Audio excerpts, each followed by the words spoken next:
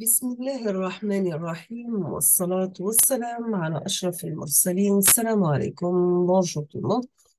Aujourd'hui, on va voir d'autres exercices avec solution, toujours sur le module théorie de signal pour l'essence de S4. Dans cet exercice, on va savoir comment calculer l'énergie et la puissance moyenne des signaux. Vous avez toujours pour l'énergie totale d'un signal temporel S de t, qui peut être parfois un signal complexe sur un intervalle de temps t compris entre t1 et t2, défini par E égale un intégral entre t1 et t2 de s de t par s conjugué de t dt. Ou bien on peut la remplacer tout simplement par l'intégrale entre t1 et t2 de s de t élevé au carré en valeur absolue dt.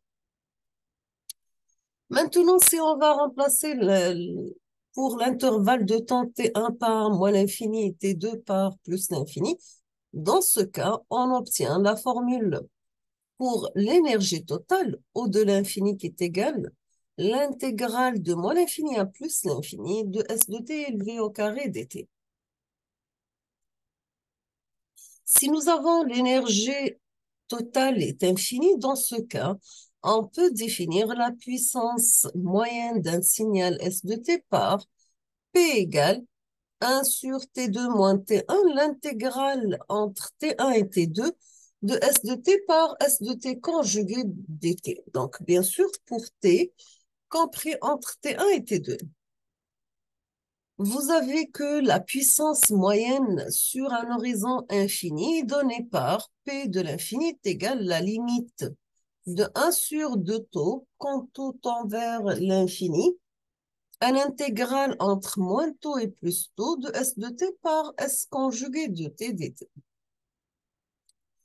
Il faut noter si vous avez l'énergie elle est inférieure à l'infini, dans ce cas la puissance moyenne totale est nulle. Si vous avez l'énergie elle est infinie, dans ce cas la puissance elle est finie. On passe à un exercice. Dans cet exercice, on vous demande de calculer l'énergie sur un horizon infini du signal suivant. Donc, vous avez S de t qui est égal à A exponentielle moins alpha t par l'échelon E de t. C'est-à-dire que notre signal, c'est un signal causal. Dans ce cas, si vous avez S de t réel, on peut écrire l'énergie de la forme un intégral entre moins l'infini à plus l'infini de a carré exponentielle moins de at par l'échelon U de t dt. On va remplacer les bandes d'intégrale de 0 à plus l'infini parce que notre signal est causal et on obtient après simplification que l'énergie totale égale a carré sur 2 alpha pour une amplitude A compris entre moins l'infini et plus l'infini, bien sûr. Et on remarque, si on calcule notre puissance moyenne totale, elle est nulle. On passe à notre exercice, toujours avec calcul d'énergie et puissance. Dans cet exercice, on vous demande de calculer l'énergie et la puissance moyenne sur un horizon infini du signal périodique f de t qui est égal à A sinus oméga t. Pour la formule de l'énergie, donc ça sera A carré, un intégral entre moins l'infini à plus l'infini de sinus carré oméga t dt. Pour calculer l'intégrale de sinus carré, on va remplacer sinus carré par 1 moins cosinus de oméga t sur 2. Dans ce cas, l'intégrale devient A carré, l'intégrale de moins l'infini à plus l'infini de 1 demi moins 1 demi cosinus de oméga t dt. Après simplification, on trouve que notre énergie totale, elle est infinie. On passe maintenant au calcul de la puissance moyenne. Donc, pour la puissance moyenne, on va utiliser la formule suivante. Donc, vous avez la puissance moyenne totale égale, c'est la limite quand taux tend vers l'infini de a carré sur 2 taux un intégral entre moins taux et plus taux de sinus carré oméga t dt.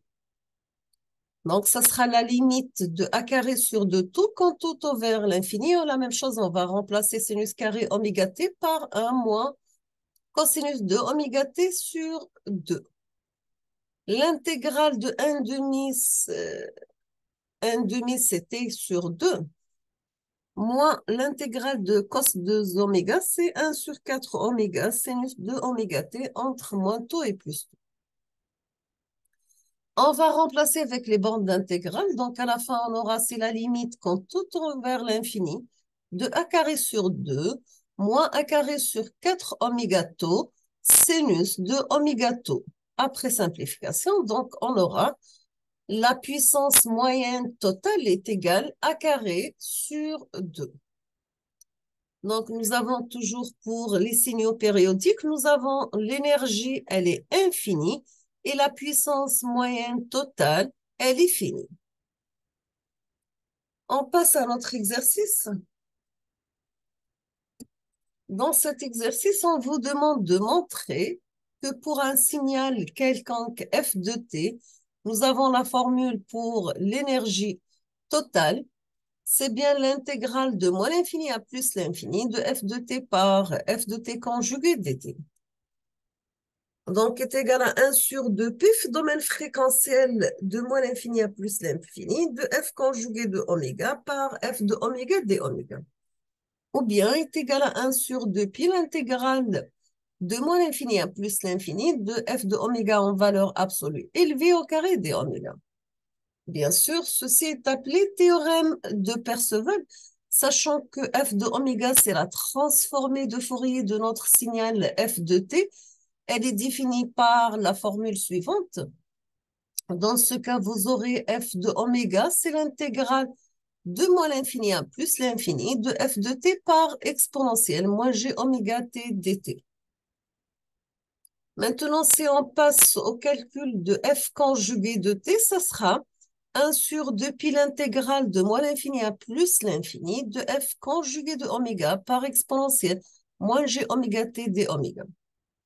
Si on va remplacer dans la formule de l'énergie qui est égale à l'intégrale entre moins l'infini à plus l'infini de f de t par f conjugué dt, on obtient la formule suivante. Donc, c'est l'intégrale de moins l'infini à plus l'infini de f de t par f de oméga qui est égal à 1 sur 2 pi l'intégrale de moins l'infini à plus l'infini de f conjugué de oméga exponentielle moins g oméga t d oméga, le tout par rapport au temps dt. On obtient dans ce cas qui est égal à 1 demi l'intégrale de moins l'infini à plus l'infini de f étoile de oméga, f conjugué de oméga, par l'intégrale de moins l'infini à plus l'infini de f de t par exponentielle moins g oméga t dt, le tout par rapport à oméga. Donc, nous sommes arrivés à la fin de cet exercice.